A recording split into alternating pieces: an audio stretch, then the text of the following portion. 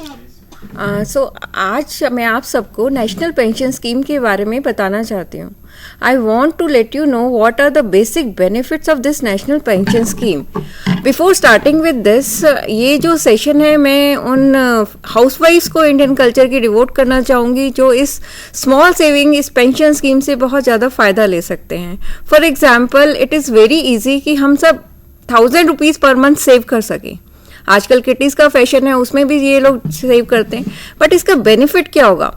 National pension scheme एक retirement benefit plan है कि after 60 years when you will retire, आप you are getting something monthly income in the sense you are getting 5000 per month, you are getting 10,000 per month. See, it's the age when we are working we could save easily. और अगर हम अपनी Indian culture को देखें तो Indian culture में तो ये हमारा शायद हमें पीछे से पुश्तों से मिला आ रहा है कि आप जितना भी अर्न करते हैं हम सारा स्पेंड नहीं करते हैं, because we always save for future. And in future अगर हम आफ्टर 60 years देखें तो हम लोग इतना अर्न नहीं कर सकते हैं. We are at the retirement age, हमारे मेडिकल एक्सपेंसेस हैं. तो एक हस्बैंड एंड वाइफ जनरली ये चाहते हैं कि उनके पास मंथली कुछ ऐसी इनकम आए जिससे कि वो इंडिपेंडेंट रहें, उन्हें किसी से पैसा मांगना ना पड़े. अपनी रोज़मर्रा की ज़रूरतों के लिए उन्हें किसी से कुछ ना मांगना पड़े. सबसे पहले आप हाउसवाइफ्स को देखिए, they are continuously working in the house and but every time आप अपने आप को देखें, आपको पैसे मांगने पड़ रहे हैं. So at least when you are of 60 years, तब आपके पास कुछ ऐसा होना चाहिए कि आपको किसी से पैसे मांगने ना पड़े, आप इंडिपेंडेंट हो. और ये आप अपने रूटीन की सेविंग से कर सकते हैं. हर स्कीम का एक टैक्स बेनिफिट है, बट नेशनल पेंशन स्कीम जो है वो टैक्स बेनिफिट के अलावा जनरल कैटेगरी जिसको टैक्स नहीं पे करना, उसके लिए भी एक रिटायरमेंट की एक बहुत बड़ी सिक्योरिटी है जो गवर्नमेंट ने स्टार्ट करी है. This is a pension scheme जो गवर्नमेंट ने 2004 में स्टार्ट करी थी and that was basically for the government employees. It was in 2004 जो सेंट्रल गवर्नमेंट के एम्प्लॉयज के लिए थी, then it was for state government employees.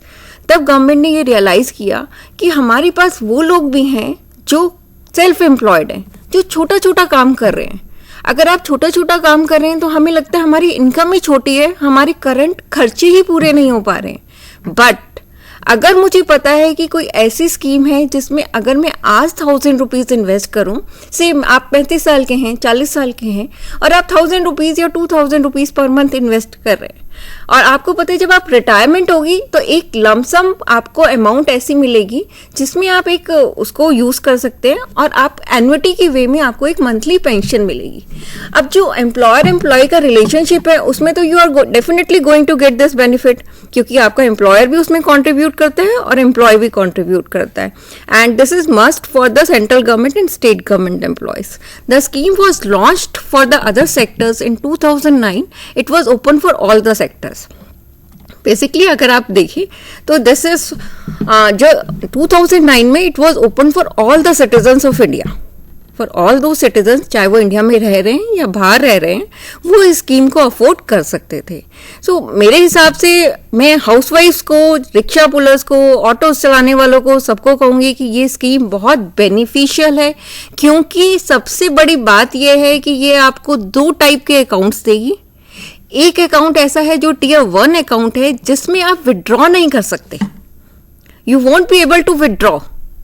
तो ऑब्वियसली मुझे पता है जब मैं विड्रॉ कर ही नहीं सकती और मुझे रिटायरमेंट की टाइम मिलेगा तो my retirement is safe. Second is tier 2 plan जिसमें आप विड्रॉ कर सकते हैं. It is just like your saving account. अब आप देखिए, आप कहेंगे कि हम बैंक्स में भी जमा कर सकते हैं, हम पोस्ट ऑफिस में भी जमा कर सकते हैं. No doubt they are 100% safe, risk free and you are definitely going to get return. पर कभी आपके दिमाग में भी आता होगा कि काश हमें कुछ ऐसा रिटर्न मिले जो मार्केट से रिलेटेड हो, जो ये सिक्योरिटी मार्केट से रिलेटेड है. जो लोग ये पैसा बना रहे हैं म्यूचुअल फंड में, डायरेक्ट स्टॉक एक्सचेंजेस में, वो कैसे बना रहे हैं. बट एज अ लेमैन मुझे तो इसके बारे में कुछ पता नहीं. अब मैं किस इक्विटी में इन्वेस्ट करूं, किस कंपनी के डेट में इन्वेस्ट करूं, या कौन सी गवर्नमेंट सिक्योरिटी आ रही है वहां पे इन्वेस्ट करूं. तो इस आपकी टेंशन को गवर्नमेंट ने अपने सिर पे ले लिया. उन्होंने कहा आप ये मत सोचिए कि कहाँ इन्वेस्ट करना है, इसके लिए उन्होंने पेंशन फंड मैनेजर्स अपॉइंट किए। आप अपने आसपास किसी भी लोकल ब्रांच में अपना अकाउंट खोलिए और वहाँ पर आप अपने पैसे डिपॉजिट कराइए। इस स्कीम के तहत जब आप पैसे डिपॉजिट कराएंगे तो जो आपका मनी है वो पेंशन फंड मैनेजर्स जो हैं वो उसको इन्वेस्ट करेंगे। अब इन्वेस्टमेंट्स कहाँ कहाँ कर सकते हैं? इन्वेस्टमेंट्स जो है आपकी एसेट्स हैं, आपका पैसा कहाँ लगेगा?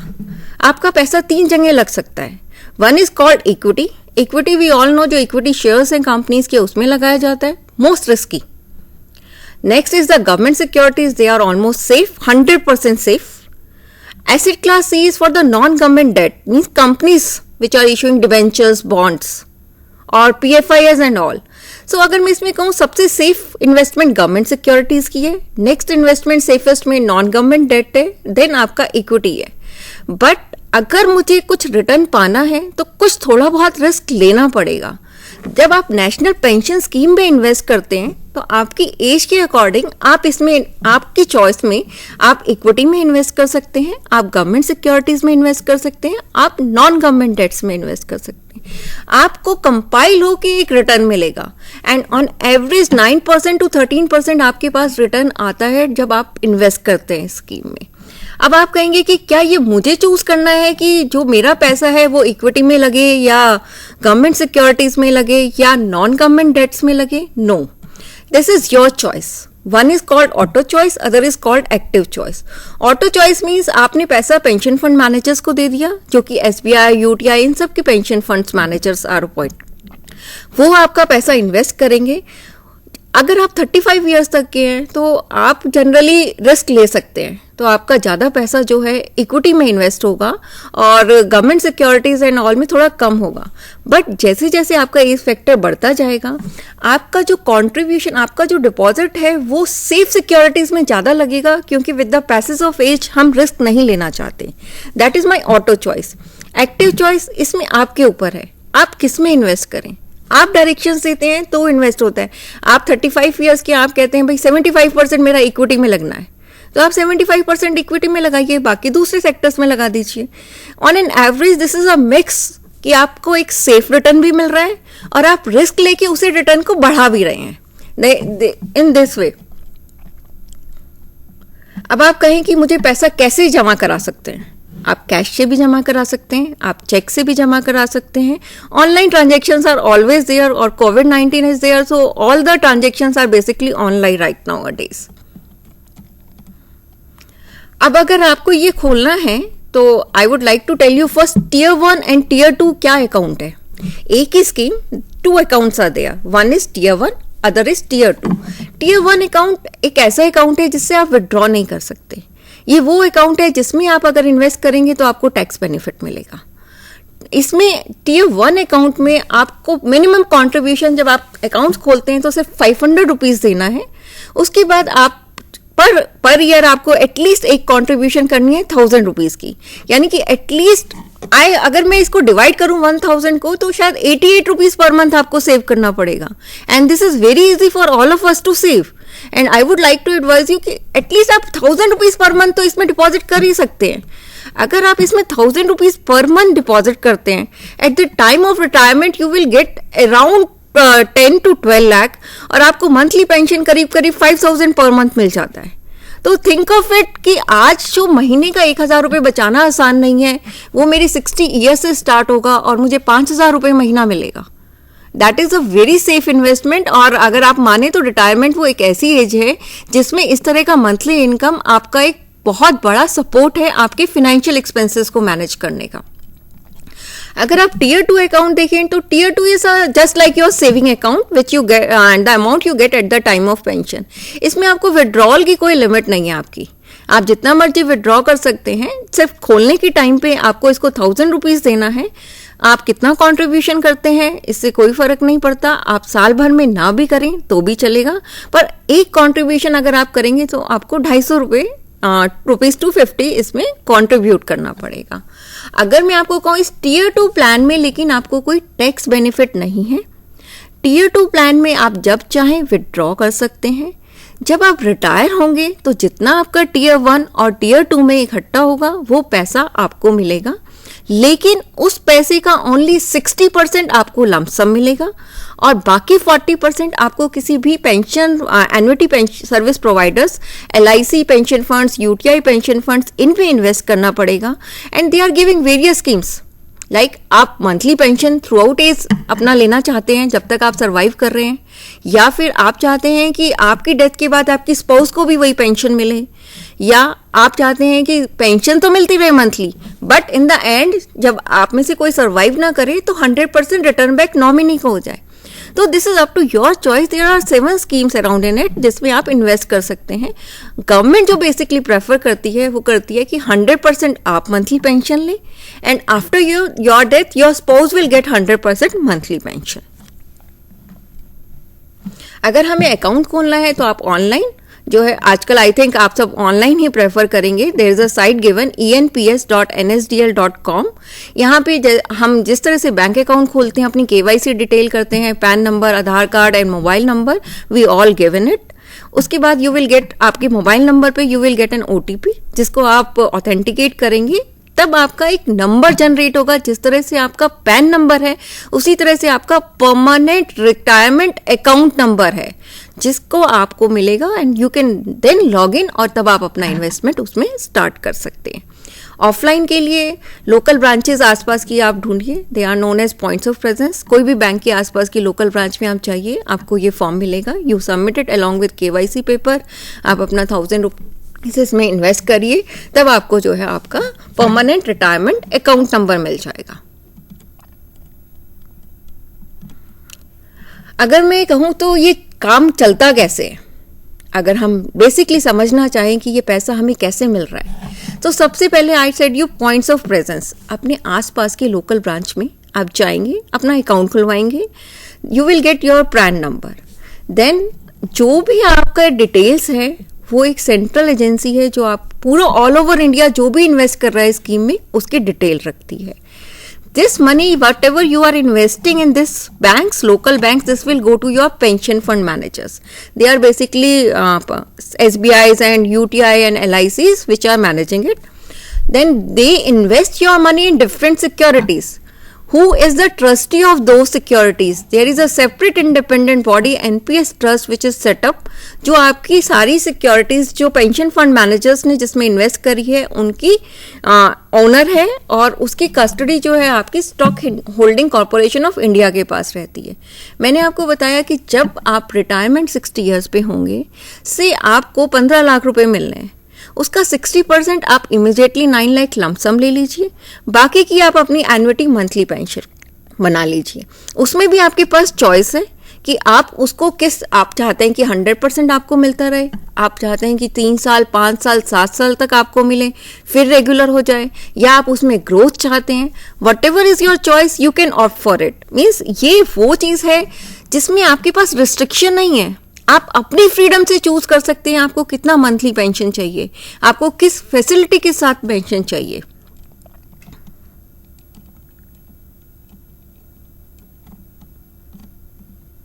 Now we are talking about the withdrawals. NPS withdrawal on attaining 60 years. This आपका बहुत आसान सा काम है। आपने आपका रिटायरमेंट हो गया, आप अपना फिर से लोकल ब्रांच को सबमिट कर लीजिए अपना पैन कार्ड की कॉपी मिलेगी, तो आपको जो 60% है वो आपका बैंक अकाउंट में जाएगा। मीन्स सारी ट्रांजेक्शन्स ऑनलाइन है, कहीं से कुछ लेने के लिए आपको जाना नहीं है कि भाई मेरे को ये पैसा दे दो, इट विल ऑटोमेटिकली कम। आपकी वो सारी हैसल्स खत्म हो गई हैं एंड रिमेनिंग 40% आपको डिसाइड करना है कि किस एन्युटी सर्विस प्रोवाइडर्स के पास आप डिपॉजिट कराएंगे।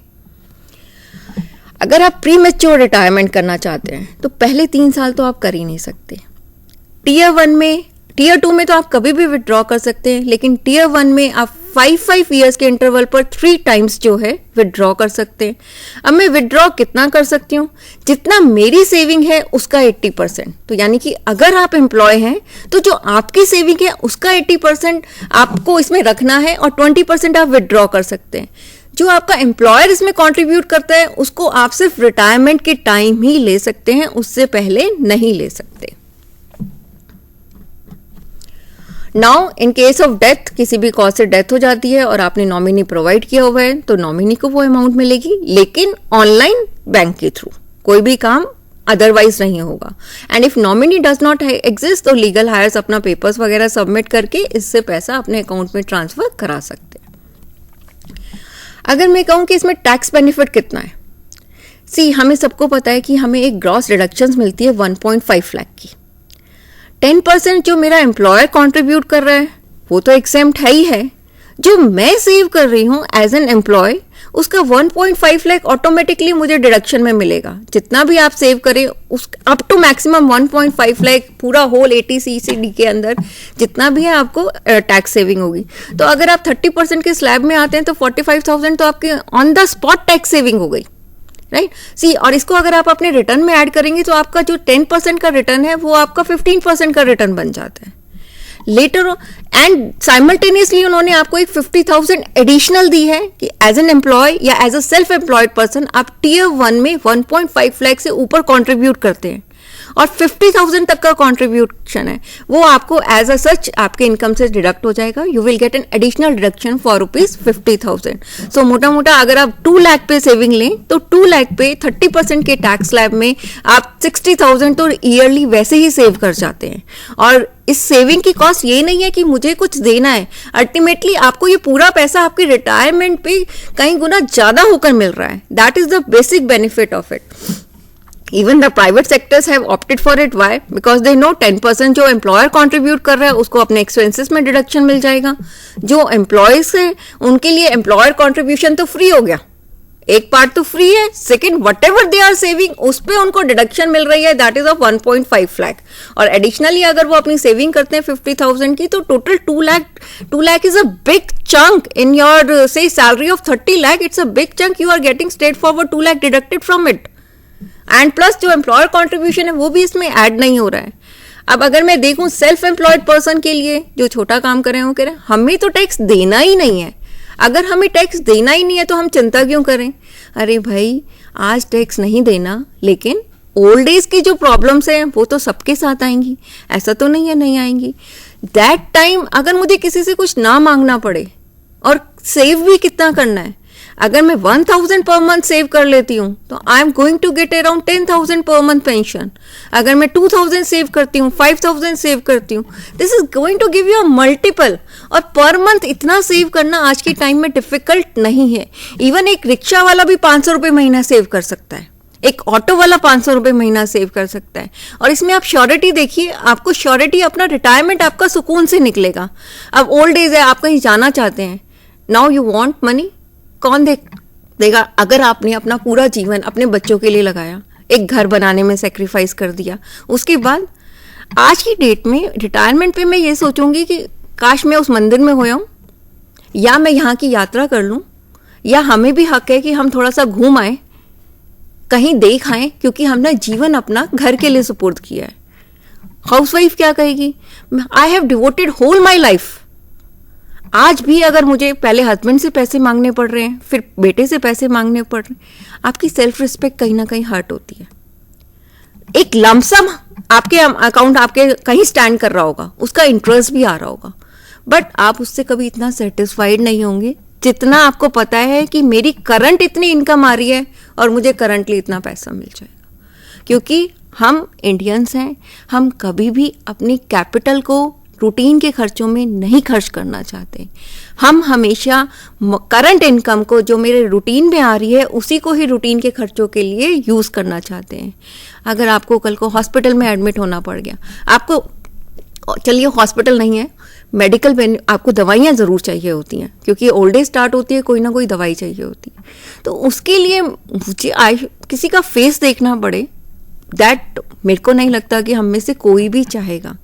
तो इस मैसिव इंडियन पॉपुलेशन के लिए मैं कहूँगी, चाहे आप छोटे स्केल पे हों, चाहे आप बड़े स्केल पे हों, नेशनल पेंशन स्कीम जिस तरह से लाई गई है, इसका जो बेसिक ऑब्जेक्टिव है कि आपको रिटायरमेंट के बाद आप टेंशन फ्री लाइफ जिए, और वाकई जिसे लाइफ कहते हैं वो जिए, तो आपको एक अपनी मंथली इनकम बनानी पड़ेगी। इसमें आप टैक्स बेनिफिट और ऐड कर दीजिए, आपके इनकम उससे कहीं मल्टीपल हो जाएगी। इन द एंड मैं आप सबको यही कहना चाहूँगी कि आप इस नेशनल पेंशन स्कीम को और कुछ नहीं तो इसकी साइट पे जाकर ज़रूर देखिए, जिसमें आपको सारी इसके बारे में डिटेल्स मिलेंगी। टियर 1 अकाउंट में आप 2 लाख तक ज़रूर, अगर आपके पास इतने सोर्सेस हैं तो आप 2 लाख तक ज़रूर डिपॉजिट करिए। अगर नहीं है तो छोटा स्टार्ट करिए, 1,000 रुपये महीना, 2,000 रुपये महीना, 5,000 रुपये महीना या 500 रुपये महीना भी आप करेंगे तो भी देखिए धीरे धीरे आपका कॉन्फिडेंस किस लेवल पर जाता है। अपने इस कॉन्फिडेंस को बढ़ाने के लिए, अपने जीवन को रिटायरमेंट के बाद सही मायनों में सिर उठाकर जीने के लिए इट इज़ वेरी नेसेसरी कि आप, मेरी रिकमेंडेशन है कि आप इस नेशनल पेंशन स्कीम में आज अभी से स्टार्ट करिए। कुछ भी आपको इसकी इन्फॉर्मेशन चाहिए आपको इस साइट पे मिलेगी enps.nsdl.com। हम सब इंटरनेट यूज़ करते हैं, हम सबको इन साइट्स का पता है, तो वी कैन ईजिली नो कि हम इसमें क्या क्या प्रोविजंस है। अकाउंट खोलना कोई बहुत मुश्किल नहीं है। अकाउंट में हमारे सबके पास पैन कार्ड्स होते हैं, हमारे सबके पास आधार नंबर है, सबके पास मोबाइल नंबर है। जस्ट क्लिक करिए, इसे डिले मत करिए। आज या कल में टालने से हमारा जो बेनिफिट हमें मिलना है वो नहीं मिल पाएगा। अगर आज मैं 30 इयर्स में इन्वेस्ट करूंगी तो हो सकता है मेरे पास इतना इनकम आ जाए कि मैं इसमें और इन्वेस्ट कर सकूं। And at the time of retirement अगर मुझे 25,000 रुपये महीना मिल रहा है, हो सकता है मुझे 40,000 रुपये महीना मिलने। तो मैं अपनी इस इन्वेस्टमेंट को डिले किस लिए करूं? आज 1,000 रुपये मैं बचा सकती हूँ और अगर वही मेरे पर्स में रहेंगे तो मैं उसे कहीं भी स्पेंड कर दूंगी।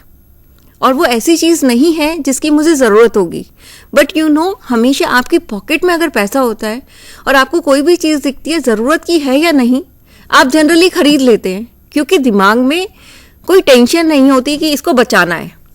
पर अगर आपके पर्स में वो पैसे ही नहीं है तो आप खर्चेंगे कैसे? और खर्चेंगे इन द सेंस ऐसी चीज़ों पर जिसकी आपको ज़रूरत नहीं है। अगर ज़रूरत नहीं है और जब आप इसको सेव करेंगे तो आपके पर्स में भले ही 1,000 रुपये कम हो, पर कहीं ना कहीं यहाँ पे संतुष्टि है कि मुझे रिटायरमेंट के टाइम 5,000 रुपये महीना तो मेरे हाथ में आ गए। अगर मैंने महीने 1,000 रुपये बचा लिया, 5,000 मेरे हाथ में आ गए और लमसम मुझे कुछ पैसा जो है, कुछ लाख रुपए जो है मुझे रिटायरमेंट के टाइम और एडिशनल मिल जाएंगे। अगर यही सपोर्ट हम सबके मन में रहे तो डेफिनेटली आई विल रिकमेंड कि आप इस एनपीएस को ज़रूर फॉलो करें। इस एनपीएस को करने के लिए आपको बहुत ज़्यादा मेहनत नहीं करनी है, बट एक चीज़ और बताना चाहूँगी मैं आपको, आप खाली टियर 2 अकाउंट नहीं खोल सकते, पहले आप टियर 1 अकाउंट खोलेंगे। अगर आप टियर 1 अकाउंट खोलेंगे तभी आप टियर 2 अकाउंट खोल सकते हैं। टियर 2 अकाउंट एक सेविंग अकाउंट की तरह है जिसमें से जितना मर्जी चाहें डालें और जितना मर्जी चाहें आप विदड्रॉ कर सकें। जब आप रिटायरमेंट में होंगे तो जितना भी आपका टियर 1 एंड टियर 2 का पैसा है वो आपको इकट्ठे लमसम में मिलेगा। टैक्स बेनिफिट हमेशा टियर 1 पे मिलेगा। जो आपका एम्प्लॉयर कंट्रीब्यूट कर रहा है वो हमेशा टियर 1 अकाउंट में जाएगा। जो आप employee as an employee save कर रहे हैं वो हमेशा टियर 1 अकाउंट में जाएगा। अगर आपको टियर 2 अकाउंट में करना है तो आपको उससे सेपरेटली उसमें 50,000 तक आप डिपॉजिट करिए। एंड बिलीव मी, अगर मैं 2 लाख रुपए साल के जमा कर सकती हूँ इसमें, तो आप अंदाज़ा नहीं लगा सकते कि I might get near about 60 to 80 lakhs rupees at the end of the retirement, जिसमें से 60% मैं इन कैश करा सकती हूँ एंड 40% मुझे एन्युटी लेनी है। और इसका बेनिफिट ये है कि this is a triple E scheme. Triple E scheme is exempt in the sense, जब आपने इन्वेस्ट किया तो आपकी टैक्स सेविंग हो गई। जो आपका इंटरेस्ट और रिटर्न आ रहा है उस पर कोई आपको टैक्स नहीं देना। जब आपको इकट्ठे मिलेगा तब आपको कोई टैक्स नहीं देना। अगर आप और स्कीम्स देखें, PPF is also triple E scheme, but उसमें आपको 15 ईयर्स तक का ओनली है। इसमें आप आज स्टार्ट करेंगे 60 ईयर्स पे ही आपको मिलेगा और आपके पास चॉइस नहीं है उसको पहले विदड्रॉ करने की, unless and until there is an emergency और आप अपनी 20% सेविंग विदड्रॉ कर सकें। तो इसको अगर चाहे आप टैक्स बेनिफिट से देखें, चाहे आप normal as a normal person देखें, दोनों ही सूरतों में आपको बेनिफिट है। बेनिफिट मुझे अपनी रिटायरमेंट की सिक्योरिटी का है। सबसे बड़ी बात यह है कि ये जो स्कीम है this is pension fund regulatory development act के अंडर रेगुलेटेड है। मींस इसके पास लीगल बैकअप है स्कीम की। जो फंड्स हैं वो आपके public and private sector with proven track record है। जो मेरा रिटायरमेंट पे पैसा है वो आप एसबीआई में भी लगा सकते हैं पेंशन फंड में, ICICI prudential life pension fund में भी लगा सकते हैं। तो ये सारे एन्युटी पेंशन प्लान्स जो हैं आपके एक रिकॉग्नाइज्ड फिनेंशियल इंस्टीट्यूशंस या बैंक्स में जाते हैं, जिन्होंने सेपरेटली ये जो पेंशन एन्युटी पेंशन स्कीम्स के लिए सेपरेट ब्रांचेस खोली हुई हैं। This is totally voluntary and this is issued by the government of India. Subscribers चाहें तो इसमें ऐसा नहीं है कि आपने एक जॉब छोड़ दी तो दूसरे में नहीं होगा, सेम चलता रहेगा जैसे आपका यूनिफॉर्म पैन है। इन द लास्ट मैं आप सबको यही कहना चाहूँगी, इस पेंशन स्कीम में इन्वेस्ट करिए आज और अभी से इस साइट को देखिए और इसमें आपका डेफिनेट फ़ायदा है। जितना हम लेट करेंगे उतना हमारा बेनिफिट लेट हो जाएगा। तो मैं आप सबको से निवेदन करती हूँ, इस नेशनल पेंशन स्कीम को आप ज़रूर देखिए। धन्यवाद।